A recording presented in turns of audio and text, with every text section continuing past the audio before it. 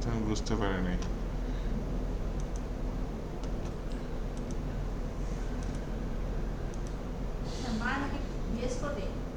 হ্যাঁ হ্যাঁ, বেস করে জাভাস্ক্রিপ্ট, মান পুরোটাই জাভাস্ক্রিপ্টের উপর, বুঝছেন?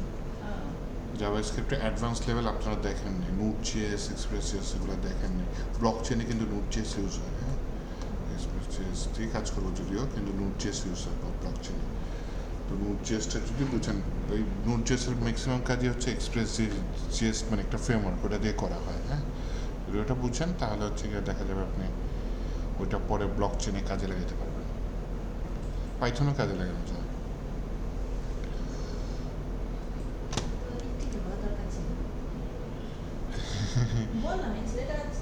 এফসি তো ওই যে ইয়াতে ভর্তি হয়েছে, কি যেন নাম, আইডিবিতে। না, 3 মাসের আগে শুরু হয়ে যাবে।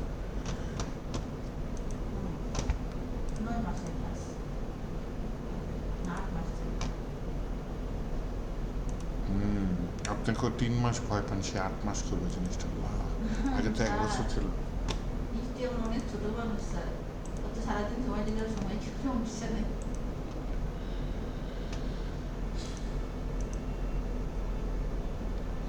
বয়স ব্যাপার না, আমার ওই যে একটা স্টুডেন্ট আসছিল, যার মানে 65 বছর বয়স হবে, কিন্তু স্টুডেন্টটা পাগল ছিল।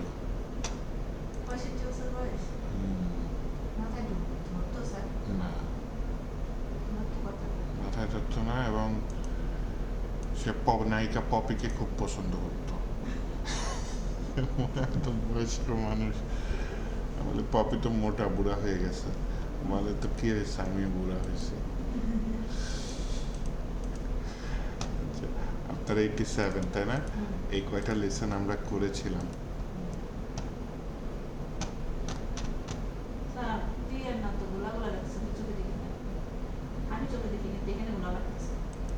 ছোট, তাই না? আচ্ছা, লাইট বন্ধ করি, আর এটা কন্ট্রোল প্লাস দিলে বড় হবে।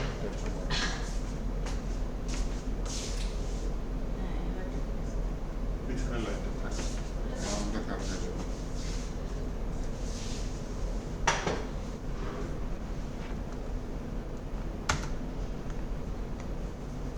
ওকে, আমরা ভেরিয়েবল লিখতে পারি $সাইন দিয়ে, সমান সমান দিয়ে ভেরিয়েবলের ভ্যালুটা দিতে পারি। ডাটা টাইপের মধ্যে স্ট্রিং, ইন্টিজার, ফ্লোট, বুলিয়ান, নাল, অ্যারে, অবজেক্ট, রিসোর্স। এর মধ্যে আমরা এই 3টা বলেছি, আলাদা ক্লাসই থাকবে, সমস্যা নেই। অপারেটর মানে চিহ্নগুলা, যোগ, বিয়োগ, গুণ, ভাগ, এরকম অনেক চিহ্ন আছে। হ্যাঁ, ওই পিছনেরটা চালু করলেও হয়। এটা সরাসরি ঠান্ডা হয়ে গেছে। তো চিহ্ন পিএইচপিতে বিভিন্ন আছে, যোগ, বিয়োগ, গুণ, ভাগ না হয় চিনবো আমরা, হ্যাঁ। এই যে স্টার হচ্ছে মাল্টিপ্লিকেশন, ওকে ঠিক আছে, সমস্যা নাই। ফরওয়ার্ড স্ল্যাশ ডিভিশন বা ভাগ, পার্সেন্টেজ, এটা মানে হচ্ছে কি মডিউলাস।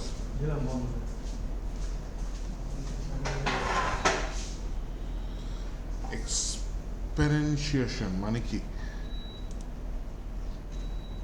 পাওয়ার, তাই না?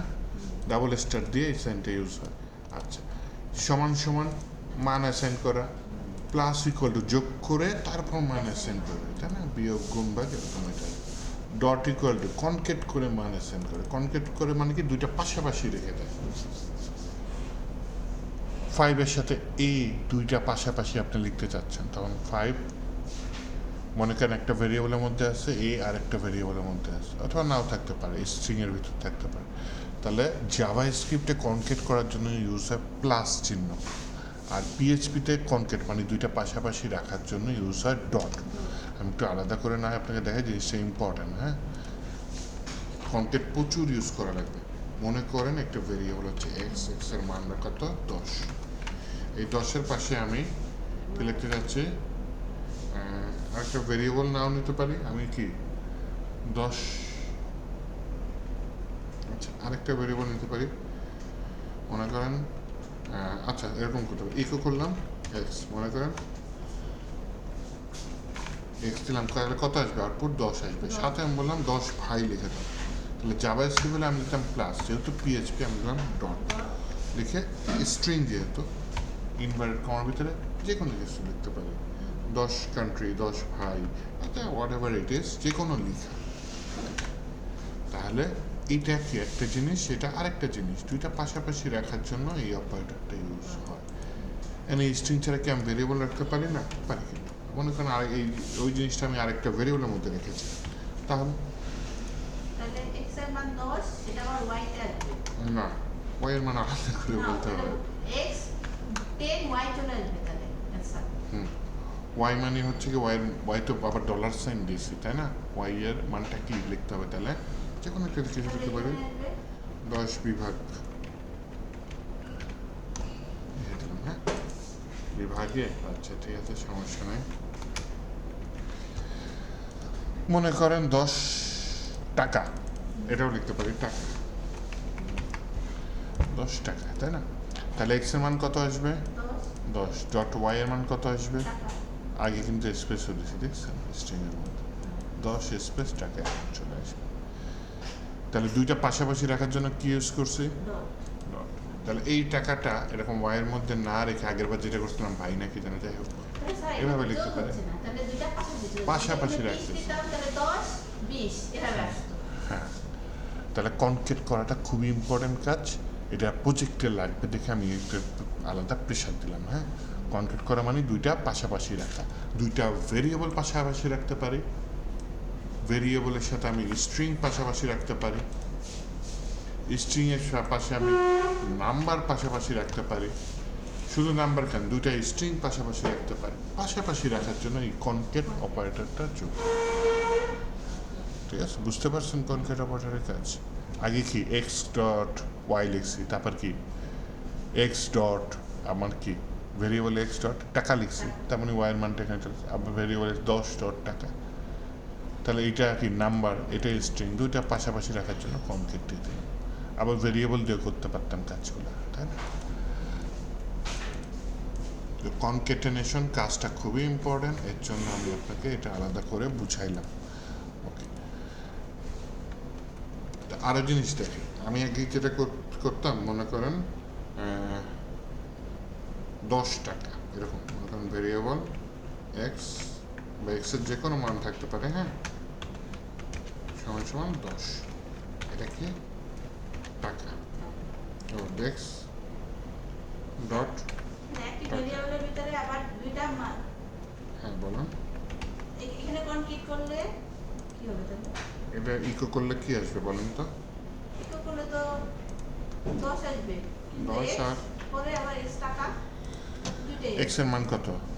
x এর মান 10 আর x এর 10, আর এখানে টাকা টাকা, এই দুইটা কি হবে পাশাপাশি কনকেট হবে, যোগ হবে, তাহলে কি আসবে রেজাল্টটা? তাহলে 10 টাকাই আসবে। 10 টাকা আসবে। বাহ, একটু বুঝে গেছে। কি যেন দেখাইতে চেয়েছিলাম, এক্স ডট টাকা, হ্যাঁ, দুইটা পাশাপাশি আসলো, ঠিক আছে বুঝলাম। আর হচ্ছে গিয়ে না, ও হ্যাঁ হ্যাঁ হ্যাঁ 10 টাকা আসবে, কিন্তু যদি আমি x এর মান 10 ও দিলেন, আবার x এর মান ভেরিয়েবল x এর মান টাকাও দিলেন, না, এটা একটা সমান সমান না, সমান আপনি মনে হয় সমান সমান মিলাই ফেলছেন, সমান সমান এটা না কনকেট। সমান সমান না, যেমন x এর মান 10 10, y এর মান দিছিলেন টাকা, টাকা, হ্যাঁ হ্যাঁ, তারপরে ওটাকে কনকেট করছিলেন x আর কনকেট ওয়াই, হচ্ছে y, তাহলে হচ্ছিল 10 টাকা। হ্যাঁ। যদি x এর মান 10 আর x এর মান টাকা থাকে তাহলে কি আসবে? এক্স এর মান তো দুইটা হবে না, এক্স এর দুইটা, মান, সেটাই বলতেছেন, এক্স এর মান একটা হবে না, এক্স এর মানে আরেকটা দিলে আগের মানটা চেঞ্জ হয়ে যাবে। তাহলে যে কোনো একটা হ্যাঁ, আপনি মনে করেন এক্স এর মান এখন কে দিলেন? টাকা, টাকা, হ্যাঁ তাহলে যেটা হবে প্রবলেম, 110 নম্বর লাইনে এক্স এর মান থাকবে 10, 111 নম্বর লাইনে এক্স এর মান হয়ে যাবে কি? টাকা, টাকা। তাহলে 112 নম্বর লাইনে এর আসবে কি? টাকা x এর টাকা মান কি আসবে? টাকা, টাকা টাকা টাকা। এখন যদি আপনি এটা ইয়া করেন, যে এটা ডুপ্লিকেট করে দেখেন, ইকো করছেন কত নম্বর লাইনে? 111 নম্বর লাইনে, তাহলে এক্স এর মান কত? 10 এখানে, 10 টাকা। আবার এক্স এর মান এখানে কি দিয়েছেন? টাকা, তাহলে 113 নম্বর লাইনে এসে এক্স এর মান হয়ে যাবে টাকা টাকা, মানে এইখানে প্রিন্টটা হবে টাকা টাকা। লুপে তো চলে যাবে, থাকবে না, একই ভেরিয়েবলের নাম ইয়া নিলে এটা চলে টার্মিনাল দিয়ে রান করে দিতে পারে, যে পিএইচপি লেসন 3, তাই না? প্রথমে আসছে কি 10 টাকা, পরেরটা কি আসছে টাকা।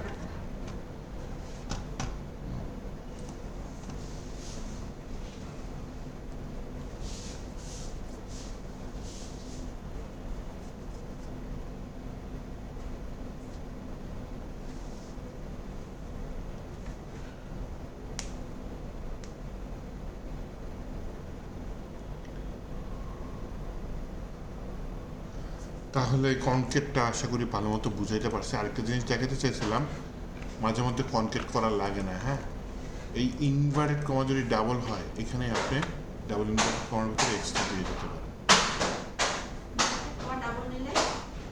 তাহলে এর ভিতরে এক্স দিয়ে দেওয়া যায়, ভেরিয়েবল এক্স দেওয়া যায়, কনকেট করা লাগে না, তখন এটা স্ট্রিংয়ের মতো কাজ করবে না। এখন যদি আমি হিট করি, দেখেন কি আসছে, ওই আগের রেজাল্টই আসছে, তাই না? কারণ এখানে এক্সট্রা প্রিন্ট হয়ে গেছে। কিন্তু ইনভার্টেড কমা যদি আপনি সিঙ্গেল নেন, তাহলে ওই ভেরিয়েবলটা এখানে কাজ করবে না, আসবে কি ডলার এক্স, এরকম চলে আসবে। দেখেন ডলার এক্স আসছে, ভেরিয়েবলটা কাজ করছে, কারণ তাহলে ইনভার্টেড কমা ডাবল হলে ভেরিয়েবলটা কাজ করবে, সিঙ্গেল হলে ভেরিয়েবলটা কাজ করবে না।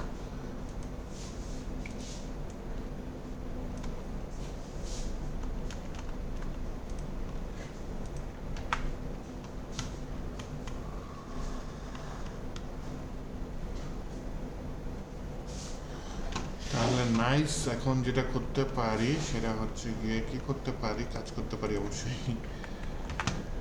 নতুন কিছু টপিক ধরি, 7:06 বাজে, হ্যাঁ। তাহলে একটা লেসন বাড়াই। এমনি ইয়াটা মনে আছে, পিএইচপি ক্যাস্টিংটা মনে আছে? এই যে আগে যদি মনে করেন, এটা কি আছে, ভ্যালুটা কি, এটার টাইপটা কি বলেন তো? এটা না, না, স্ট্রিং, ডাবল ইনভার্টেড কমার ভিতরে স্ট্রিং আছে। তাহলে যখন আমি এটা আগে যে ক্যাস্টিং করে দিলাম কি আইএনটি ব্র্যাকেটের মধ্যে, তাহলে এটা কি হয়ে যাবে, ইন্টিজার হয়ে যাবে। আর এই ইন্টিজার ফ্লোট হচ্ছে, বুঝলাম, ডাবল যা বলেন, রিয়েল বলেন, এগুলো সেম, এগুলো ফ্লটের স্টাইলে কাজ করে।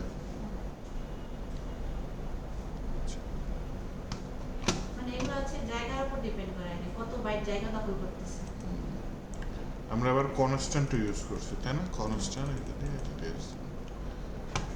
আচ্ছা। তো আমি আমার সিলেবাসের সাথে W3 স্কুল আবার মিলাইছিলাম, হ্যাঁ। W3 স্কুলে কিছু নতুন জিনিস দেখছিলাম হুট করে, তো সেগুলো মিলাইছিলাম।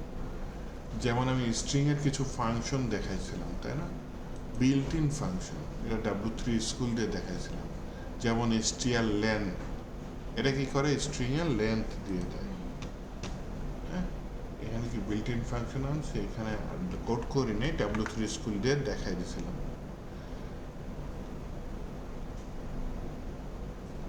এই যে দেখছেন, এক্স এর নাম কি জন দিচ্ছে, কিন্তু এক্সেসটা কি ইনভার্টেড কমার ভেতরে ইউজ করেছে না? এই দেখা যায় ইনভার্টেড কমার ভেতরে কনকেট ছাড়া কাজ করছে। মানে কনকেট করতে গেলে কি করাতে, হ্যালো লেখা লাগতো, এক্সট্রা ডট লিখে তারপরে এক্সট্রা হবে। ডাবল ইনভার্টেড কমার জন্য এটা কাজ।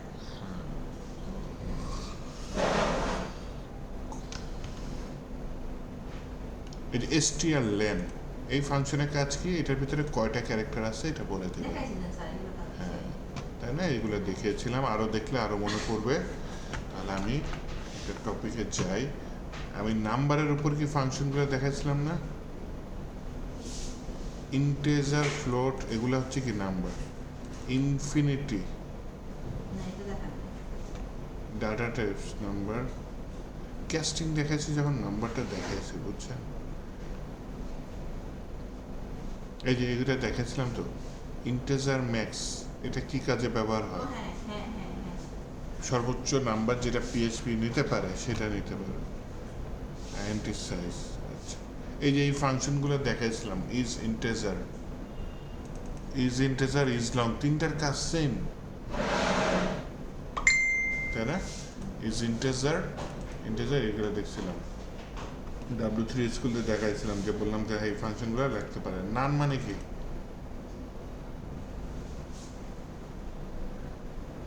আচ্ছা, অ্যাসক ফাংশন মনে আছে কি করে?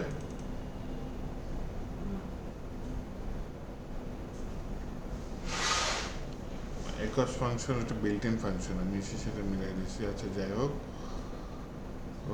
Infinite check the numeric value of finite number. এটা যদি ফ্লট মাঝখানে কি দিচ্ছে আইএনএফ, আইএনএফ মানে কি ইনফিনিট, তার মানে এখানে যে নাম্বারটা দিচ্ছে সেটা ইনফিনিট নাম্বার দিচ্ছে, এটা দেখায়নি, কিন্তু এটা দেখার দরকার নেই, থাক। ইনফিনিট নাম্বার দিয়ে আমাদের কোনো কাজ নেই। এটা যাদের কাজ হচ্ছে কি, কাদের কাজ, ম্যাথমেটিক্যাল যারা করে তাদের কাজ। ইআই যদি বানাইতে চান ভবিষ্যতে, ম্যাথ ভালো মতো পারা লাগে। হ্যাঁ, ম্যাথ কিন্তু ব্যাপক ইউজ হয় এআইতে, বিশেষ করে স্ট্যাটিক। হ্যাঁ, এআইতে ম্যাথ ইউজ হয়, বিশেষ করে স্ট্যাটিক ইউজ হয়। যদি আপনি এআই ডেভেলপার হইতে চান, একদম র এআই ডেভেলপার, যেটা পিওর এআই ডেভেলপার, কোনো এজেন্ট ডেভেলপার না বা থার্ড পার্টি ডেভেলপার না, একেবারে নিজে এআই বানাবেন, এই টাইপের কিছু যদি হইতে চান, ম্যাথমেটিক্স পড়া লাগে, স্ট্যাটিক্স পড়া লাগে। হ্যাঁ, পাইথনও এখন বেশি ইউজ হয়, পাইথন পড়া লাগে।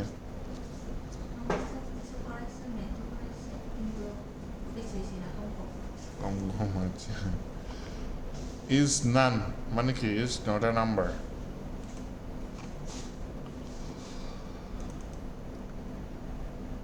নান value, invalid calculation will return a NaN value. তার মানে এর ভিতরে যা দিচ্ছে সেটা কি ইনভ্যালিড কিছু একটা। হ্যাঁ, এটা কি দিচ্ছে, নান।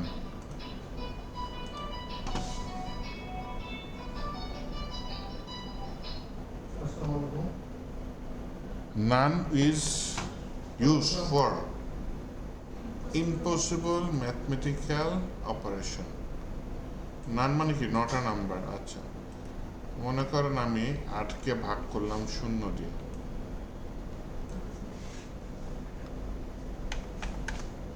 ইম্পসিবল। হ্যাঁ, কি আসছে, ইনফিনিট আসছে। 8কে 0 দিয়ে ভাগ করলে ইনফিনিট আসে। আর 21, 21-এর কাজ কি, কস থিটা, এগুলো কিছু।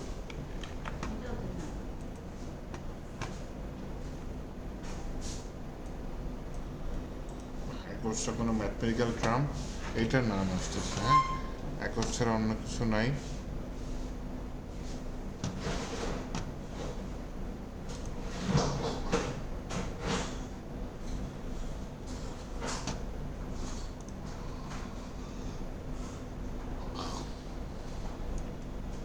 দেখি এটা করতে পারি নাকি। মনে করেন 8কে ভাগ দিলাম এ দিয়ে, ভেরিয়েবলে। আচ্ছা, ইনভার্ট কমা,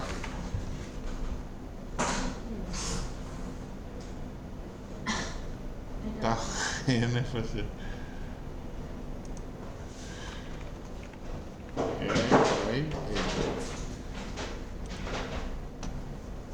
দিলাম ইন্টেজার 0। কি বলবো, একে যদি 8 দিয়ে ভাগ করে আমি ইন্টেজার 0 পাই। যাই হোক, দিলাম আবিরকে ভাগ করো 8 দিয়ে, ইন্টেজার 0।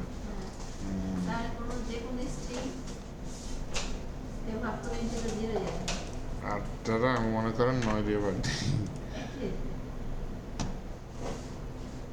ইন্টেজার 0 আসছে। ইন্টেজার 0 আসবে।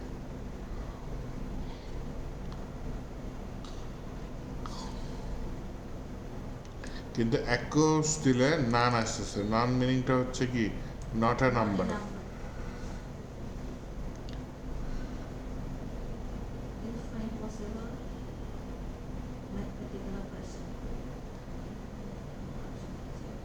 ইজ নান, এই ফাংশনটা ইউজ করা যেতে পারে কিসের জন্য, নট আ নাম্বার, এটার জন্য। হ্যাঁ, ইজ নান। ইজ নানে ও আলাদা কিছু একটা দিয়েছে, যদি চাই। এখানে আবার একস ইউজ করছে, বলেন কেমন লাগে। প্রথমটা কিছু আসেনি, তার মানে ফলস। দ্বিতীয়টা কি আসছে, 1 আসছে, তার মানে ট্রু।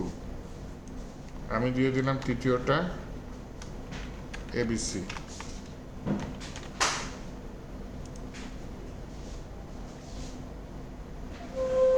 0 আসছে।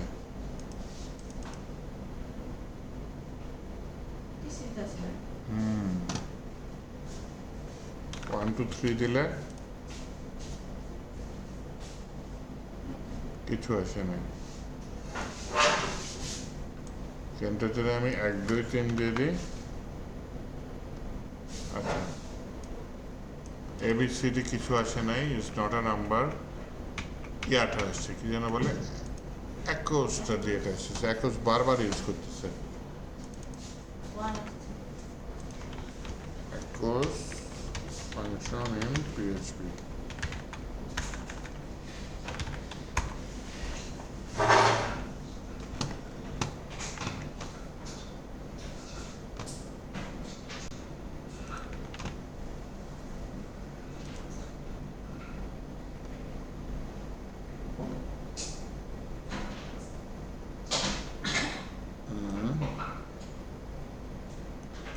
কোসাইন, তাই না?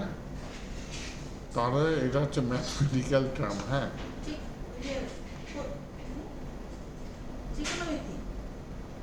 ত্রিকোণমিতি, হ্যাঁ ত্রিকোণমিতি। তো ত্রিকোণমিতি থাক, আমরা সামনে বাড়ি, আমরা ত্রিকোণমিতি শেখার দরকার নেই, আমরা ই কমার্স সাইট বানানো শিখবো। হ্যাঁ,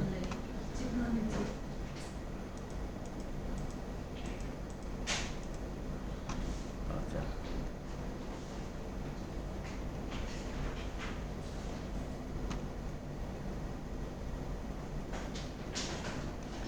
ইজ নিউমেরিক, এটা ইউজ করি। হ্যাঁ, এটা মাঝে মধ্যে লাগে। এক্সটা কি ইজ নিউমেরিক, কি দিছে? ফলস দিছে। ইজ নিউমেরিক, এটা কি ইজ নিউমেরিক? দেখেন ট্রু দিছে, কিন্তু এটা ইনভার্টেড কমার ভিতরে আছে, তারপরে ট্রু দিছে। কারণ কি? কারণ হচ্ছে এটা নাম্বারের মতো দেখতে, তাই না? ইনভার্টেড কমার ভেতরে থাকুক, ইনভার্টেড কমার ছাড়া থাকুক, এটা কি ট্রু। নিউ নাম্বারের মতো কিনা, হ্যাঁ, ইজ নিউমেরিক মানে হচ্ছে নাম্বারের মতো কিনা। হ্যাঁ, আসেন হচ্ছে কি আমরা একটা করি, নিজেদের মতো একটা দিই।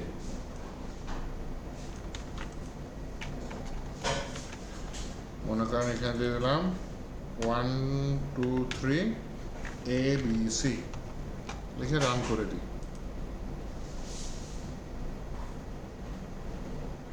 কি আসছে? ফলস আসছে। কেন? নাম্বারের সাথে কি আমি স্ট্রিং মিলাই দিচ্ছি। আর যদি ABCটা উঠাই দিই, তাহলে ট্রু আসার কথা না? অবশ্যই।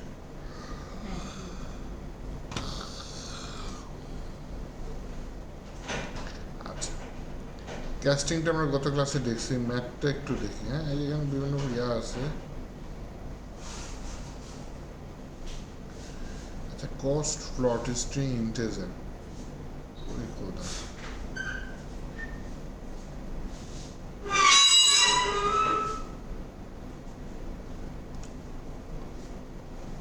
From 7 is numeric function will be returned false for the number string in hexadecimal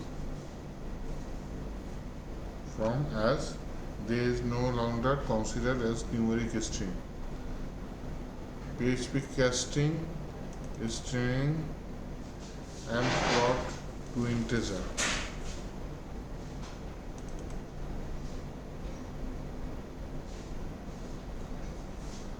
integer, এই ইন্টেজার এটাকে দিচ্ছে INT ভ্যাল।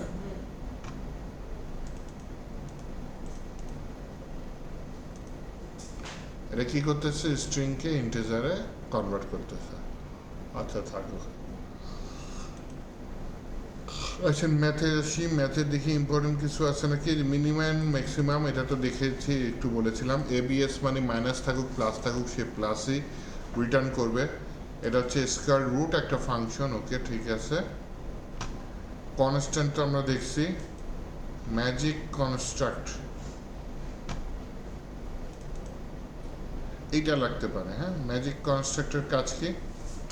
এই কনস্ট্রাক্ট বা এই যে আপনার হচ্ছে গিয়ে এই জিনিসগুলো, এটা আমি তৈরি করি নাই, এটা কে তৈরি করছে? PHP তৈরি করছে, আমি জাস্ট ইউজ করবো।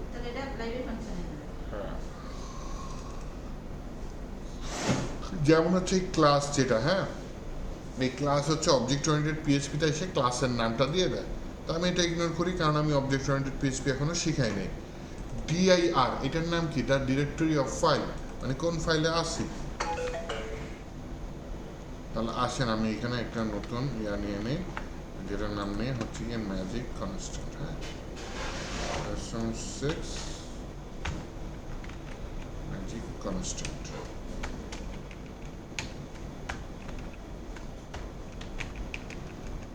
constant.php।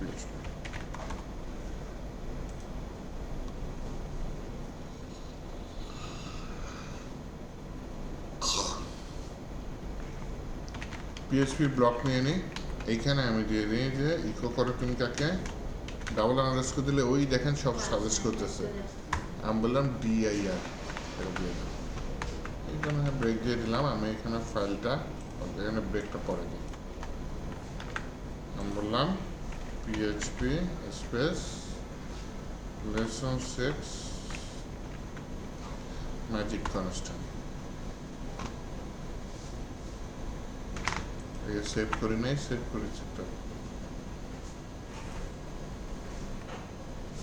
ও হয়েছে, ক্লিক করার পর দেখেন কোথায় আছি, ফাইলের পাথ দিয়ে দিছে না, সি জ্যাম্প এসিডক্স ব্যাচ 87। তাহলে আমি ফাইলের পাথ পেয়ে যাচ্ছি ডিআইআর এটার মাধ্যমে, বুঝছেন, ডিরেক্টরি।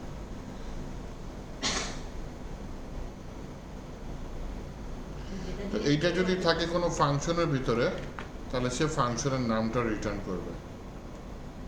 আচ্ছা, এই ফাইলটা আগে একটু দেখি। হ্যাঁ, বলে directory name forward slash file name, এটা একটু দাও। ফরওয়ার্ড স্ল্যাশটা কি আবার কনকেটের মধ্যে দিতে হবে, কনকেট করে ইনভার্টেড কমার ভিতরে দিতে হবে।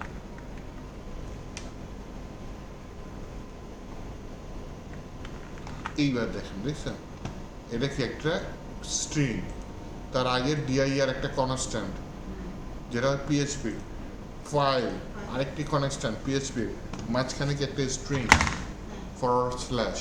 এর জন্য এটার ডিরেক্টরি পরে কি একটা কনকেট অপারেটর দিয়ে এটার আগে দুটো একসাথে যুক্ত করে দিয়েছি। দেখেন, খেয়াল দেখেন, এইটা দিলেন না এইটা দিলেন, তাহলে কিন্তু এরর হয়ে যাবে, এই দুইটা পাশাপাশি বসবে না। আবার হচ্ছে গিয়ে এই প্রথমটা দিলেন, দ্বিতীয়টা দিলেন না, মনে করলেন দুইটা পাশাপাশি, না ওটা স্ট্রিং, এটা আরেকটা, এটা আরেকটা, তিনটা আলাদা আলাদা। হ্যাঁ, এখন যদি এটা রান করি দেখেন, আর একই জিনিস দুবার চলে আসছে, ওই যে ফরওয়ার্ড স্ল্যাশ দিয়েছি ওটা সহ চলে আসছে। একটা কাজ করি, এখানে ফরওয়ার্ড স্ল্যাশ দিলাম না, এখানে ব্যাক স্ল্যাশ নিউ লাইন দিয়ে দেখি কাজ হয় কিনা। সিএলএস করি, বলি পিএইচপি, এটা হ্যাঁ দুইটা আলাদা আলাদা প্রিন্ট হয়েছে না, ও আগেরটা কি কোথায় আসছে সেটা একবারে ফাইল নেম সহ প্রিন্ট হয়ে গেছে।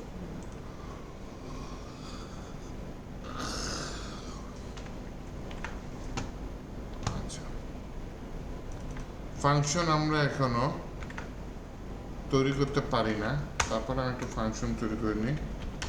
ফাংশনের নাম দিলাম হচ্ছে ফাংশন জাভাস্ক্রিপ্টের মতোই। হ্যাঁ, my function echo function new line, আমি ফাংশনটা নিচে কল করি। আমি যদি এখন এটা রান করি, এই যে মাই ফাংশন চলে আসছে না, ফাংশনের নাম কি মাই ফাংশন, ওইটাই তো ইকো করছি, তাই না?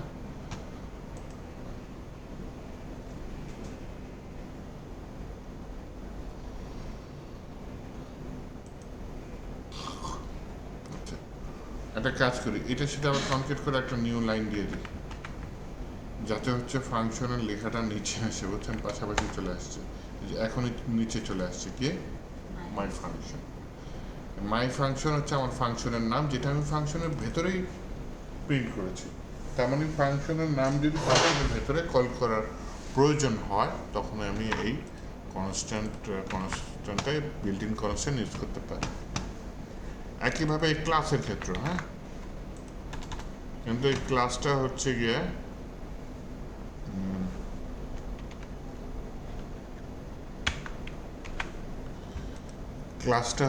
ক্লাসের মধ্যে বসবে, কিন্তু এই কোডটা আপনি এখন হয়তো বুঝতে পারতেছেন না, স্বাভাবিক, কারণ এই কোডটা আজ পর্যন্ত করিনি আমরা। অবজেক্ট ওরিয়েন্টেড পিএইচপিতে ইউজ হয়। তো এই যে মেথড, মাই মেথড যেটা অ্যাকচুয়ালি একটা ফাংশন, হ্যাঁ, এটা যেটা ক্লাসের মধ্যে আছে, তো এই ক্লাসটাকে আমার অবজেক্টে কনভার্ট করতে হবে।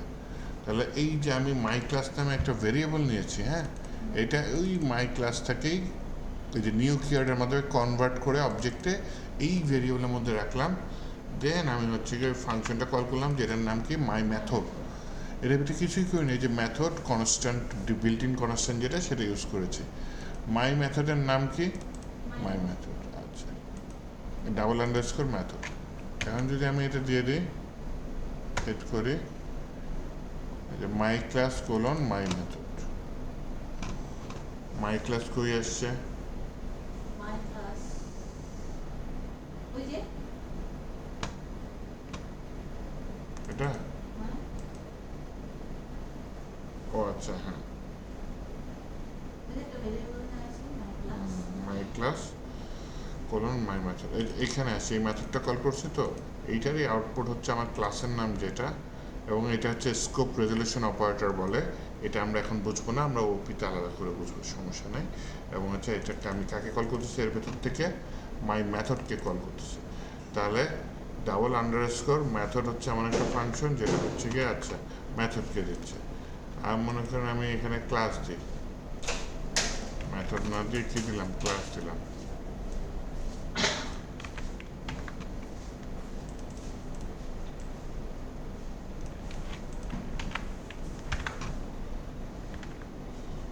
একটু হিট করি এখানে, মাই ক্লাস, ক্লাসের নাম চলে আসছে। এখানে মাই ক্লাস দিয়ে দিই, নতুন লাইন দিলাম, দেন একটা কি করে মেথড, ক্লাস দিলাম, মেথড দিলাম। তাহলে দুইটা কনস্ট্যান্ট আমি শুরু করছি, একটা নাম হচ্ছে ক্লাস, আর একটা নাম কি মেথড। এগুলো হচ্ছে অবজেক্ট ওরিয়েন্টেড পিএইচপির ক্লাসের মধ্যে কাজ করে। তো মাই ক্লাস আসছে, আর মেথডটা কি মাই ক্লাসের মধ্যে মাই মেথড। হ্যাঁ, এভাবে চাইলে আমি ইউজ করতে পারি। ফাইল ইউজ করেছি, ফাংশন ইউজ করেছি, হ্যাঁ, আমি হচ্ছে লাইন ইউজ করি না, তাই না, মেথড ইউজ করছি। আসেন লাইন ইউজ করি।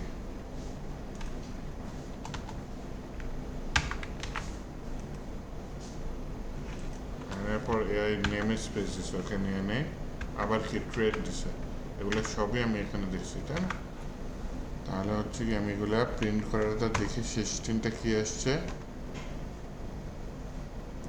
এই লাইন নাম্বার কত আসছে? 17 আসছে, তাই না। নেম স্পেস আসে নাই, আর হচ্ছে গিয়ে ট্রেড আসে নাই। নেম স্পেসটা যদি দেখি আমি এখানে, নেম স্পেস না উপরে আগে আমার দিয়ে দিতে হবে, হ্যাঁ। তাহলে আমি একটা নেম স্পেস উপরে নিয়ে নিই, হ্যাঁ।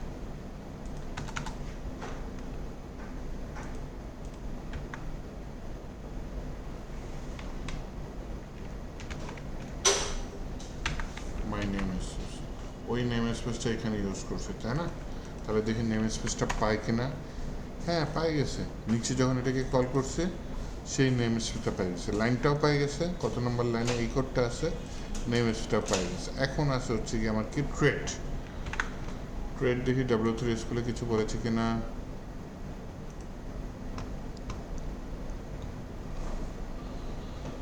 ট্রেড আগে থেকেই তৈরি করে রাখছে, ট্রেডটা অবজেক্ট ওরিয়েন্টেড পিএইচপিতে ইউজ হয়, হ্যাঁ।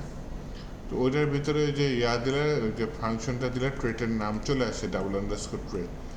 তো এটা নিয়ে আমি সময় নষ্ট করতে চাচ্ছি না, অনেক কিছু অবজেক্ট ওরিয়েন্টেড পিএইচপি বলে আমি সময় নষ্ট করে ফেলছি। অপারেটর দেখে ফেলেছি, নাইস। এরপরে আজকে আর আগাইতে চাচ্ছি না, আজকে একটু হালকা পাতলা নতুন জিনিস করেছি। এরপরে আমি নেক্সট ওই যে কন্ডিশনে চলে যাব, হ্যাঁ। আজকে শুধু এই যে কিছু ম্যাজিক কনস্ট্যান্ট এটা দেখে নিলাম। আর শুধু হচ্ছে আচ্ছা ম্যাজিক কনস্ট্যান্টস যেগুলো হচ্ছে কি আপনার এগুলো সরাসরি কল করলেই হয়, এগুলা পিএইচপি তৈরি করে রাখছে, আমার কিছু করার না। হ্যাঁ, তৈরি করা আছে, এটা কিন্তু আবার ফাংশন না, এটা কি কনস্ট্যান্ট।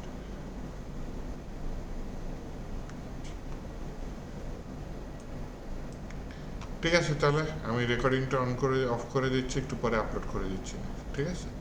তাহলে